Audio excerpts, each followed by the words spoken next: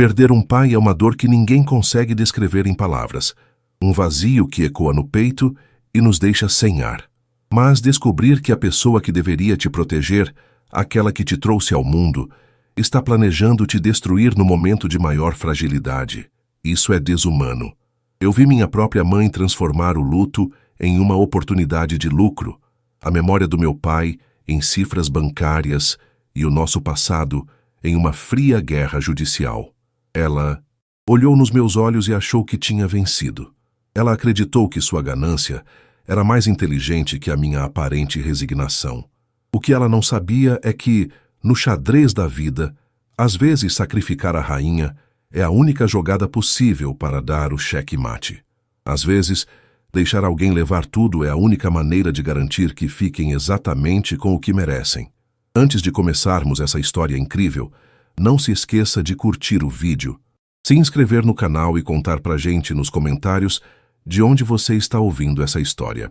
A chuva fina e gelada de Curitiba parecia cair com o único propósito de tornar aquele dia ainda mais cinzento, como se o próprio céu estivesse de luto pela partida do meu pai. O cemitério estava lotado, um mar de guarda-chuvas pretos e rostos consternados que se aglomeravam ao redor do túmulo recém-aberto. O cheiro de terra molhada misturado com o perfume enjoativo dos crisântemos formava uma combinação que revirava meu estômago, uma memória olfativa que eu sabia que carregaria pelo resto da minha vida como um gatilho de dor. Eu sentia minhas pernas pesadas, afundando na grama úmida, enquanto o padre murmurava palavras de conforto que entravam por um ouvido e saíam pelo outro, sem nunca tocar o coração dilacerado que pulsava descompassado no meu peito. Rogério Mendes não era apenas um advogado renomado na capital paranaense. Ele era meu herói, meu mentor, a bússola moral que guiou cada passo que dei desde a infância até o momento em que recebi minha carteira da OAB. Perdê-lo para um infarto fulminante aos 58 anos parecia um erro grosseiro do destino, uma piada de mau gosto que eu me recusava a aceitar. Ao meu lado, segurando meu braço não com a firmeza de quem oferece apoio, mas com a posse de quem reivindica um objeto, estava minha mãe, Vera. Enquanto eu mal conseguia respirar entre os soluços contidos, escondendo meus olhos inchados atrás de óculos escuros, ela permanecia ereta, impecável. Vera usava um vestido preto de grife que comprara na semana anterior, sapatos de salto alto que afundavam na lama, sem que ela perdesse a postura, e uma maquiagem à prova de água que, sinceramente, não precisava ser testada, pois nenhuma lágrima havia ousado escorrer pelo seu rosto perfeitamente esculpido por procedimentos estéticos. O que mais me assustava não era a ausência de choro. Afinal, cada um lida com o luto de uma forma, mas sim a impaciência que emanava dela. Ela checava o relógio de pulso dourado a cada 5 minutos, suspirando audivelmente sempre que alguém se aproximava para oferecer as condolências. Para Vera, o funeral do marido com quem fora casada por 30 anos não era uma despedida dolorosa. Era um evento social obrigatório, um trâmite burocrático que precisava ser finalizado para que ela pudesse seguir para a próxima etapa. E eu, na minha ingenuidade de filha enlutada, não fazia ideia do quão fria e calculista seria essa próxima etapa. Camila, por favor, componha-se. Ela sussurrou no meu ouvido, sua voz ríspida cortando o som da chuva. As pessoas estão olhando. Você é sócia. Do escritório agora. Não pode parecer uma adolescente desequilibrada. O Dr. Hélio está vindo para o almoço após o enterro. Precisamos estar apresentáveis. Engoli o choro, sentindo o gosto amargo da bile na garganta. Dr. Hélio era o advogado da família e sócio minoritário do meu pai. A ideia de discutir negócios ou testamentos no dia do enterro me parecia profana, uma violação da memória daquele homem generoso que agora descia à terra. Fria, mas eu conhecia minha mãe. Discutir com ela ali, na frente da elite curitibana, seria dar o espetáculo que ela tanto abominava. Apenas assenti, apertando o sobretudo contra o corpo para tentar conter o tremor que não era de frio. O trajeto até a nossa casa, no bairro do Batel, foi feito em um silêncio sepulcral, interrompido apenas pelo som rítmico dos limpadores de para-brisa, lutando contra a tempestade que desabava lá fora e pelo toque incessante das notificações no celular da minha mãe. Ela respondia mensagens com uma agilidade impressionante para uma viúva recente. A casa, uma construção imponente de estilo neoclássico que meu pai construíra com tanto orgulho, parecia agora um mausoléu vazio. Os móveis de madeira maciça, os tapetes persas, as obras de arte que ele colecionava com paixão, tudo parecia ter perdido a cor. Assim que entramos, Vera dispensou os empregados que vieram nos servir água e café, ordenando que preparassem a biblioteca para a reunião com o Dr. Hélio. Eu fui direto para o meu antigo quarto. Precisava de 5 minutos longe daquela atmosfera opressora. Precisava lavar o rosto e tentar encontrar forças para encarar o que viria. Olhei-me no espelho e vi o reflexo do meu pai nos meus olhos. A mesma determinação, a mesma honestidade. Seja justa, Camila, mesmo quando o mundo não for com você, ele costumava dizer.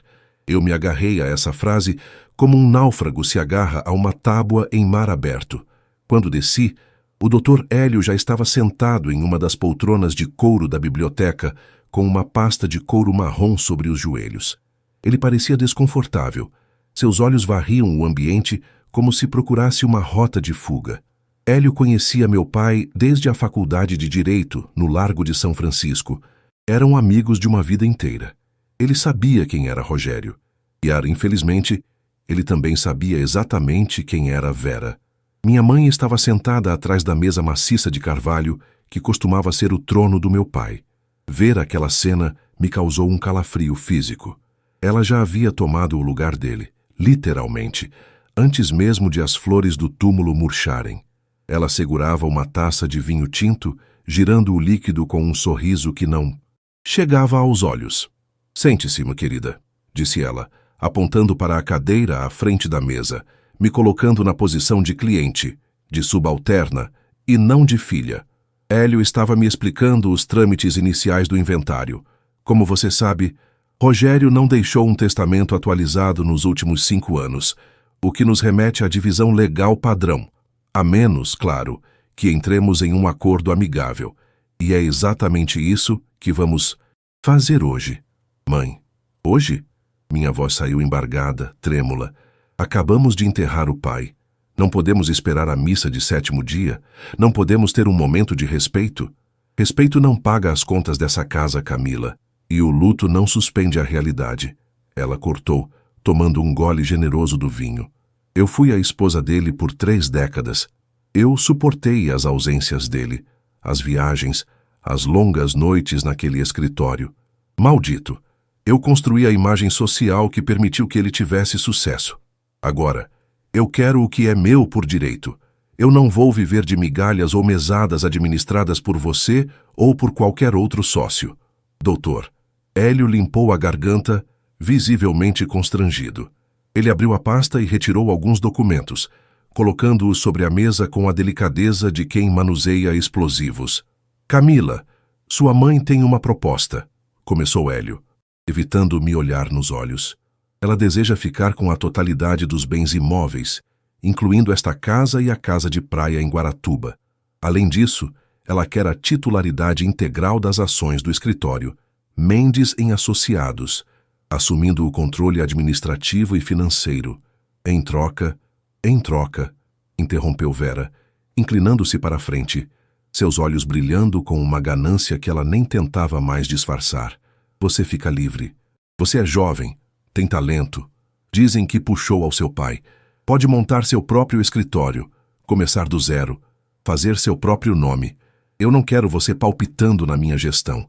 Eu vou vender a parte societária majoritária para um grupo de investidores de São Paulo que já demonstrou interesse. Quero liquidar o patrimônio e viver minha vida em paz, talvez na Europa. Fiquei estática, processando as palavras. Ela queria vender o escritório. O escritório que meu pai construiu tijolo por tijolo, processo por processo. O lugar onde eu cresci brincando de carimbar papéis, onde fiz meu estágio, onde atendi meu primeiro cliente. Ela queria transformar o legado de uma vida inteira de trabalho ético em dinheiro rápido para gastar em boutiques em Paris ou Milão. E as dívidas? Perguntei. Uma súbita clareza mental atravessando a névoa do meu luto. Lembrei-me vagamente de meu pai comentando sobre alguns investimentos arriscados e expansões recentes, além de processos trabalhistas antigos que ele assumira ao comprar uma carteira de outro escritório falido. Vera riu, um som seco e desprovido de humor. Ah, minha querida, eu fico com os ativos, as dívidas pessoais do seu pai, aquelas vinculadas ao CPF dele e aos erros que ele cometeu. Bem, o seguro de vida deve cobrir uma parte. O restante, infelizmente, recai sobre o espólio. Mas como eu ficarei com os bens físicos e a marca jurídica, a parte podre, as pendências fiscais e os passivos ocultos que o Hélio mencionou, eu estou disposta a deixar isso com você, como administradora do espólio residual. Em troca, você assina a cessão total dos direitos sobre os imóveis e a marca agora. Você fica com o nome Mendes para limpar e eu fico com o lucro que esse nome gerou. É justo, não é? Eu dei minha juventude a ele. Você tem a vida toda para recuperar. Olhei para o Dr. Hélio. Ele estava pálido, suando frio. Ele sabia que aquilo era imoral, talvez até ilegal, dependendo de como fosse estruturado. Mas ele estava de mãos atadas, provavelmente coagido por alguma alavancagem que minha mãe tinha sobre ele. Foi naquele momento, observando a arrogância estampada no rosto da minha mãe, a certeza absoluta que ela tinha de que eu era uma garotinha fraca e sentimental, que algo mudou dentro de mim. A tristeza deu lugar a uma fúria gelada, calculista. Eu me lembrei de uma conversa que tive com meu pai, semanas antes de ele morrer. Estávamos analisando contratos complexos de fusão. Ele me disse: Camila, o diabo mora nos detalhes. As pessoas gananciosas só leem os números grandes no topo da página. Elas nunca leem as cláusulas de contingência no menu de rodapé. Minha mãe estava vendo os números grandes, o valor da mansão, a avaliação de mercado da marca do escritório. Ela não sabia, ela não poderia saber, porque nunca se interessou pelo trabalho do meu pai, sobre a realidade estrutural da empresa nos últimos 6 meses. Ela não sabia sobre a reestruturação societária que meu pai havia feito em segredo para proteger o patrimônio de um processo gigante que corria em segredo de justiça. Respirei fundo. Baixei a cabeça como a filha derrotada que ela esperava que eu fosse. Tudo bem, mãe, eu disse, minha voz soando pequena e quebrada. Eu não tenho forças para brigar. Fique com a casa, fique com o escritório, fique com tudo. Eu só quero paz. O sorriso de Vera se alargou, triunfante. Ela empurrou a papelada na minha direção e me estendeu uma caneta Montblanc dourada. Sabia que você seria razoável, querida. Assine aqui, aqui e aqui. Peguei a caneta. Minha mão tremia, mas não de medo. Tremia de antecipação.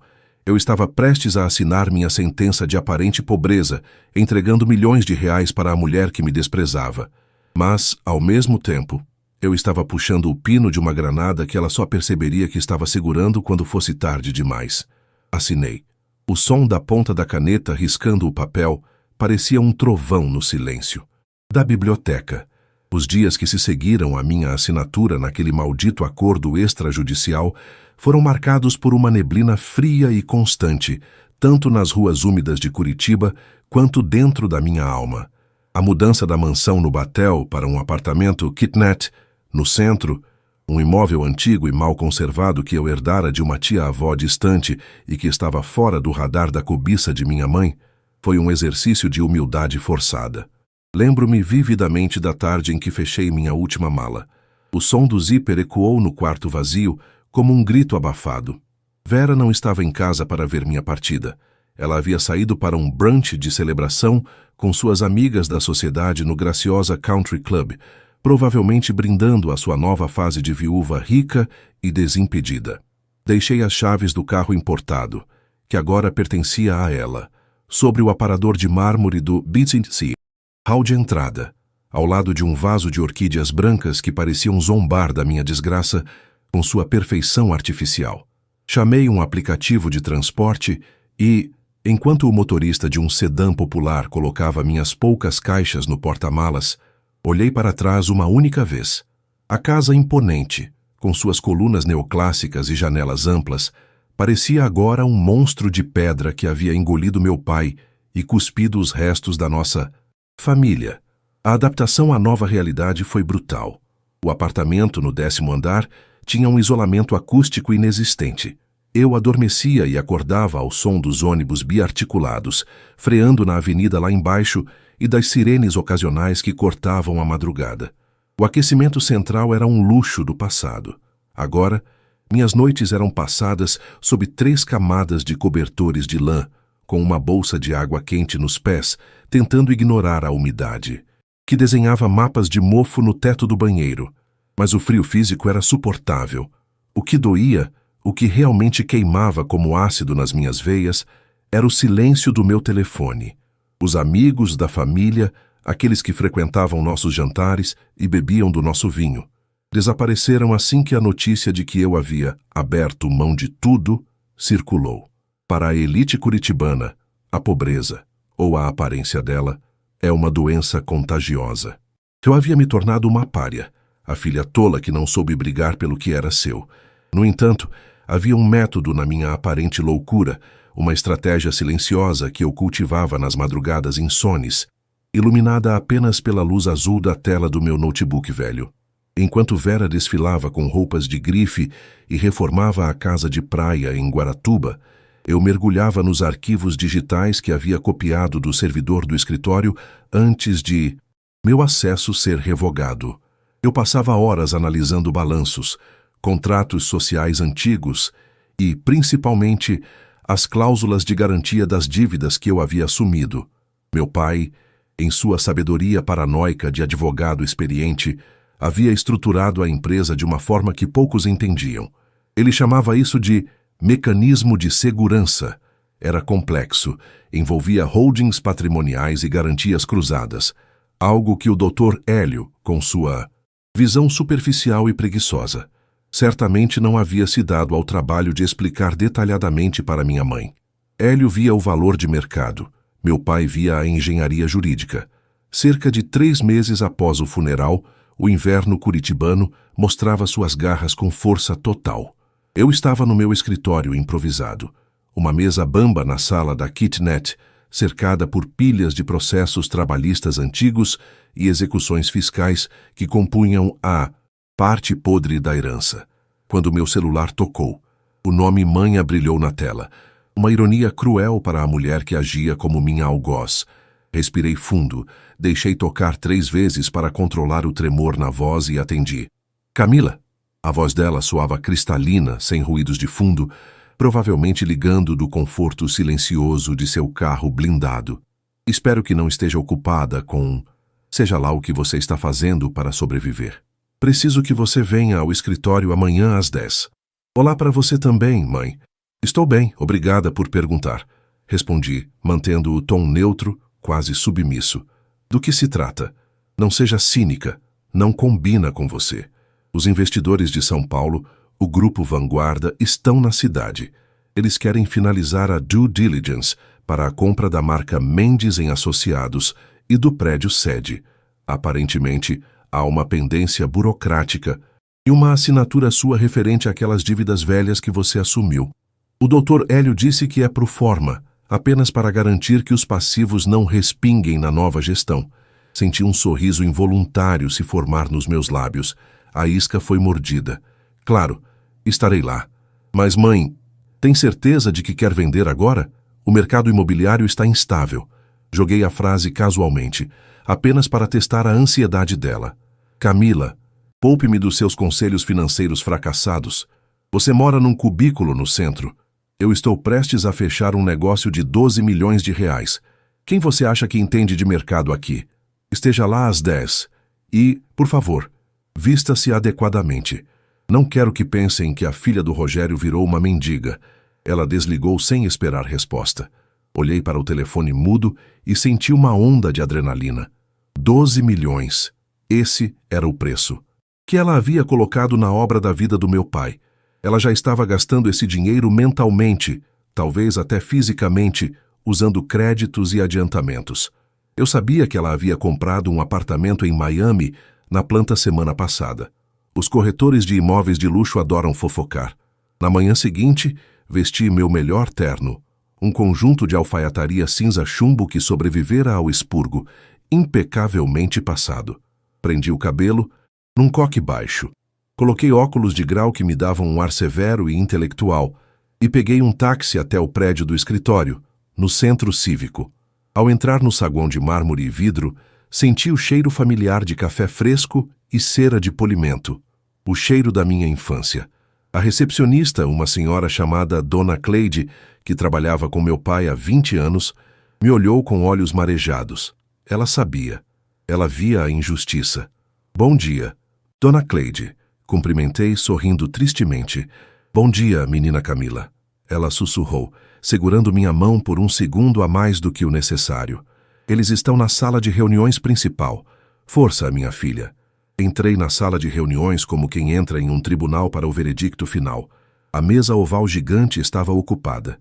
De um lado, minha mãe, radiante em um vestido vermelho sangue que gritava poder, e o doutor Hélio, e que parecia ter envelhecido 10 anos nos últimos 3 meses, com olheiras profundas e uma postura curvada. Do outro lado, 3 homens de terno impecável, com a postura agressiva típica dos executivos da Faria Lima, acompanhados de seus próprios advogados. Eram os compradores. Atrasada 2 minutos, disparou Vera, sem me olhar, focada em assinar uma pilha de papéis. O trânsito estava difícil, mãe. Desculpem. Sentei-me na cadeira da ponta, a mais distante dela.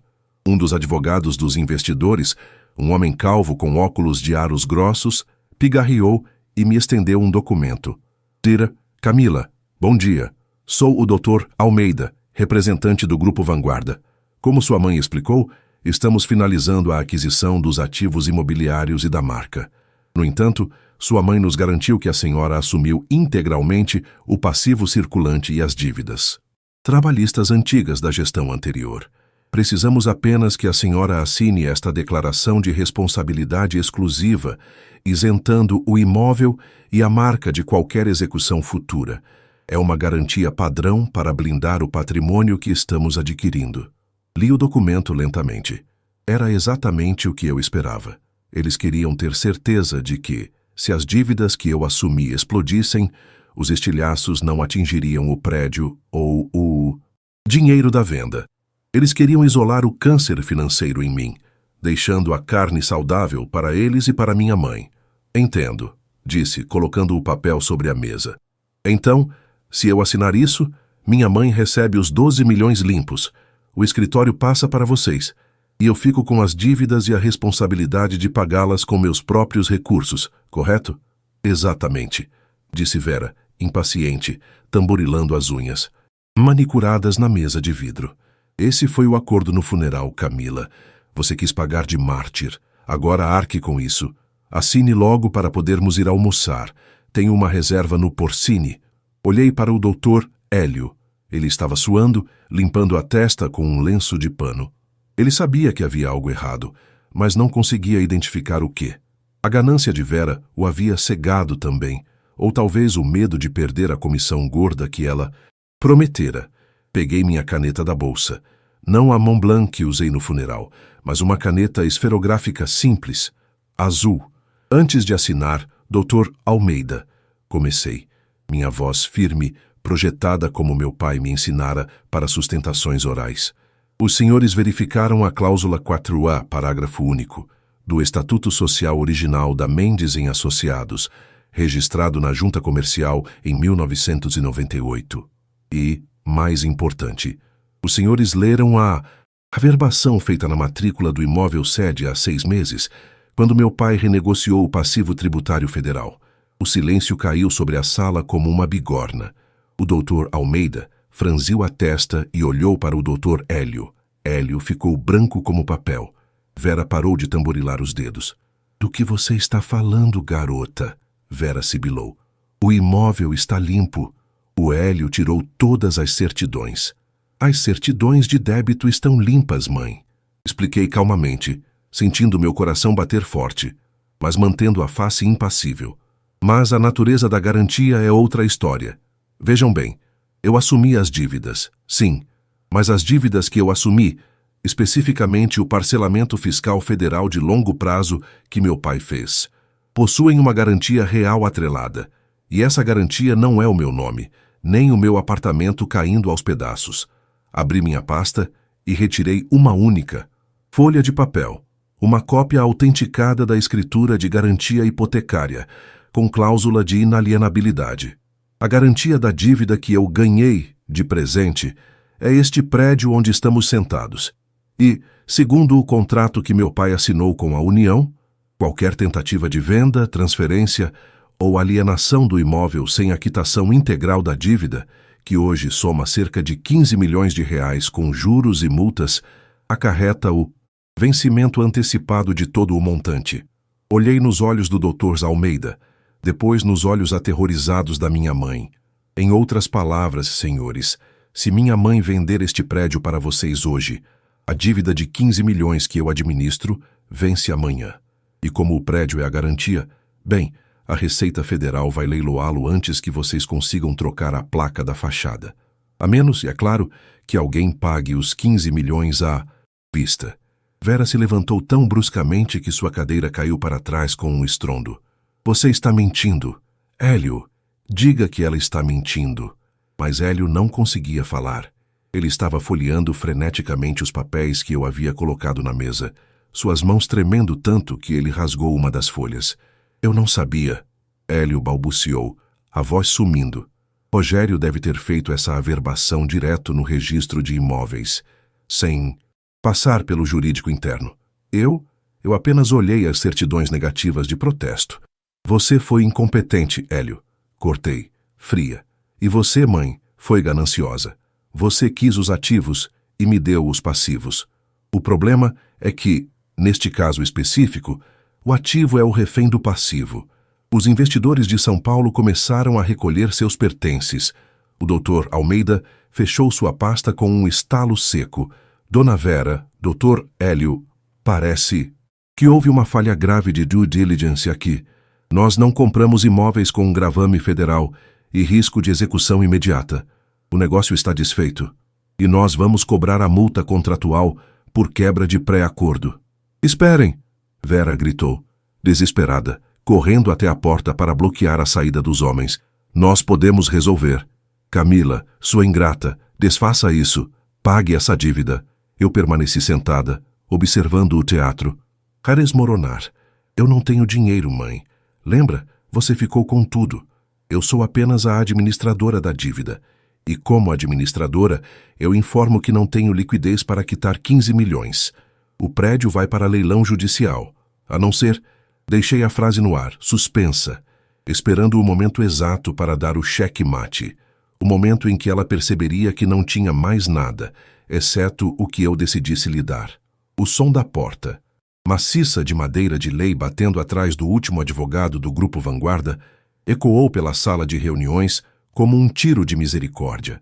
O silêncio que se seguiu foi preenchido apenas pela respiração ofegante de minha mãe e pelo som patético de Hélio, tentando recolher os papéis espalhados pela mesa, suas mãos tremendo tanto que ele derrubou a garrafa de água mineral sobre o contrato de compra e venda não assinado. A água se espalhou lentamente pelo vidro, encharcando as cláusulas que, minutos antes, valiam milhões. Era uma metáfora perfeita para o império de areia que Vera tentara construir sobre o túmulo do meu pai, dissolvido, frio e arruinado. Você tem ideia do que acabou de fazer, sua insolente? Vera gritou, sua voz perdendo toda a elegância polida que ela ostentava em sociedade. O rosto, antes impecável, agora estava contorcido numa máscara de ódio, a maquiagem começando a craquelar nos cantos dos olhos. Você acabou de me custar 12 milhões de reais. Eu já tinha dado o sinal no apartamento em Miami. Eles vão me processar por má-fé. Permaneci sentada, cruzando as pernas com a calma de quem segura um Royal Flush numa mesa onde todos os outros jogadores estão blefando com pares de 2. Ajeitei meus óculos e olhei para o centro cívico através da janela panorâmica. A chuva havia parado e um raio de sol tímido rompia as nuvens cinzentas de Curitiba, iluminando o prédio do Tribunal de Justiça ao longe. Correção, mãe. Eu acabei de te salvar de uma fraude federal, respondi, minha voz baixa e firme, contrastando com a histeria dela. Se você tivesse vendido esse prédio, a Receita teria executado a dívida amanhã. O prédio iria a leilão, seria arrematado por metade do preço, e você ainda ficaria devendo o resto, pois assinou como fiadora solidária nos contratos antigos que nem se deu ao trabalho de ler. Você não perderia apenas os 12 milhões, você perderia a casa do Batel, a casa de Guaratuba e até aquele apartamento em Miami antes mesmo de pegar as chaves. Hélio, que parecia ter encolhido dentro do terno caro, finalmente encontrou a voz. Vera, a Camila tem razão. Se a cláusula de inalienabilidade for ativada, o vencimento antecipado engole todo o patrimônio. Nós estamos presos. O prédio é invendável enquanto a dívida existir. Vera desabou na cadeira, como se suas pernas tivessem perdido a força. Ela olhou para Hélio com desprezo, depois para mim, com um misto de medo e incredulidade. Pela primeira vez na vida, ela me via, não como a filha obediente, não como a sombra do pai, mas como a advogada que Rogério Mendes formou. E agora? Ela sussurrou, as mãos cobrindo o rosto. O que eu faço? Eu não tenho liquidez para pagar 15 milhões. Eu gastei tudo o que tinha em reservas para reformar a casa e em outras coisas. Eu preciso vender esse escritório. Você não pode vender, eu disse, levantando-me e caminhando até a cabeceira da mesa, onde meu pai costumava se sentar. Apoiei as mãos no espaldar da cadeira de couro, sentindo a textura familiar. Mas você pode transferir a gestão. O quê? Ela levantou a cabeça, os olhos vermelhos. Eu tenho uma proposta, mãe. Uma única proposta. Pegue ou largue.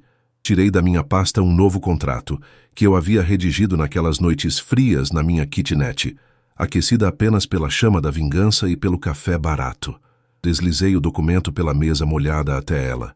Eu compro sua parte na sociedade e a titularidade deste imóvel. Vera pegou o papel, os olhos varrendo as linhas com avidez. Por quanto? 10 milhões? 8? Eu aceito 8 se for à vista. Deixei escapar uma risada curta e seca. Leia a cláusula 3 da mãe. O valor da transação é simbólico, R$1. Você está louca, ela gritou, jogando o papel longe. Isso é um roubo. Eu nunca vou assinar isso. É meu patrimônio. É um passivo tóxico, mãe, repliquei, endurecendo o tom. Entenda sua posição. Você tem um prédio que vale 12 milhões, mas que garante uma dívida de 15. Matematicamente, você tem menos 3 milhões de patrimônio aqui. Se você não me passar o prédio, eu, como administradora da dívida, vou parar de pagar as parcelas do refinanciamento amanhã. Não tenho dinheiro, lembra? Fique com tudo, exceto as dívidas, você disse. Pois bem, se eu não pago, a Receita executa a garantia. Você perde o prédio de qualquer jeito e ainda fica com o nome sujo na praça, respondendo a processos criminais por gestão temerária. A escolha é sua. Perder tudo humilhada num leilão público ou sair daqui com a dignidade intacta e a casa do Batel livre. O silêncio voltou a reinar, pesado e sufocante. Eu podia ouvir o tic-tac do relógio de parede, contando os segundos da derrota dela. Vera olhou para Hélio em busca de salvação, mas o advogado apenas baixou a cabeça, derrotado. Ele sabia que eu tinha cercado todas as saídas. Meu pai me ensinou que o melhor acordo é aquele em que o adversário não tem outra escolha a não ser dizer sim. E como eu vou viver? A voz dela era um fio trêmulo. As contas do Batel, o clube, as viagens. Você vai viver de acordo com a realidade, respondi, implacável. No contrato, estipulei uma pensão vitalícia de R$5.000 mensais, corrigidos pela inflação. É mais do que a maioria das famílias brasileiras têm para sobreviver. Se quiser mais, sugiro que venda as bolsas, as joias ou a casa de praia. Ou que, pela primeira vez na vida, arranje um emprego. Vera chorou. Não foi um choro teatral como no funeral, mas um choro feio, soluçante, de quem vê o mundo desmoronar. Ela pegou a caneta que Hélio lhe ofereceu, a mão tremendo violentamente, e assinou. Assinou a devolução do legado do meu pai para as mãos certas. Assinou sua própria sentença de irrelevância. Quando saí do prédio naquele dia, o ar parecia mais limpo. O cheiro de chuva e asfalto molhado nunca foi tão doce. 1 ano depois, o escritório, Mendes Advocacia, pulsava com uma energia nova. As paredes, antes pintadas num bege monótono escolhido por Vera, agora ostentavam um tom moderno de azul marinho e cinza. A equipe havia dobrado de tamanho. Contratei jovens advogados talentosos, muitos vindos de origens humildes, como a que eu fui forçada a viver por aqueles meses, dando-lhes a oportunidade que meu pai sempre defendeu. Eu estava na minha sala, a antiga sala dele, agora minha, revisando os lucros trimestrais. Havíamos quitado uma parte significativa da dívida fiscal graças a uma renegociação agressiva que liderei e ao sucesso de 3 grandes causas corporativas que vencemos. O prédio estava seguro. O legado estava salvo. Meu telefone tocou. Era Dona Cleide, na recepção. Todrati Camila, sua mãe está aqui. Ela disse que precisa falar com você. É sobre o adiantamento da pensão. Diz que a conta de luz da casa do Batel veio muito alta. Suspirei, girando a cadeira para olhar a cidade lá fora. Curitiba continuava a mesma, fria e bela, indiferente aos dramas humanos. Diga a ela que estou em reunião, Cleide. E lembre-a de que o depósito é feito apenas no dia 5, sem exceções. Se ela estiver com dificuldades, sugira que ela alugue os quartos vagos da mansão. Ouvi dizer que o Airbnb está em alta. Desliguei o telefone e olhei para o retrato do meu pai sobre a mesa. Ele estava sorrindo naquela foto, tirada num churrasco de domingo, com um copo de cerveja na mão e os olhos brilhando de orgulho. Eu toquei o vidro frio do porta-retrato. Eu consegui, pai. Sussurrei para a sala. Vazia. A casa caiu, mas nós ficamos de pé. E o escritório... Bem, o escritório agora é só nosso, exceto as dívidas, claro. Mas essas eu pago com prazer, porque cada centavo é o preço da minha liberdade. Peguei minha bolsa e saí da sala, cumprimentando os estagiários pelo corredor. Eu tinha uma audiência importante no Fórum Cível e, pela primeira vez em muito tempo, eu não estava apenas sobrevivendo ao luto ou à ganância alheia. Eu estava vivendo. Eu era Camila Mendes, advogada, filha de Rogério e dona do meu próprio destino. Minha mãe quis levar tudo depois do funeral, mas no fim, ela levou apenas o que a sua ganância podia carregar, o peso do vazio. E eu fiquei com a verdade. E a verdade, como aprendi nos tribunais e na vida, é o único patrimônio que ninguém pode tomar de você. Espero que essa história tenha mostrado que a justiça pode tardar, mas nunca falha, especialmente quando sabemos ler as letras miúdas da vida. Se você gostou dessa reviravolta e da vingança inteligente da Camila, deixe seu like agora mesmo. Comente aqui embaixo. O mundo dá voltas, se você acha que a mãe teve o que mereceu. E não se esqueça de se inscrever no canal para mais histórias emocionantes como esta. Até a próxima.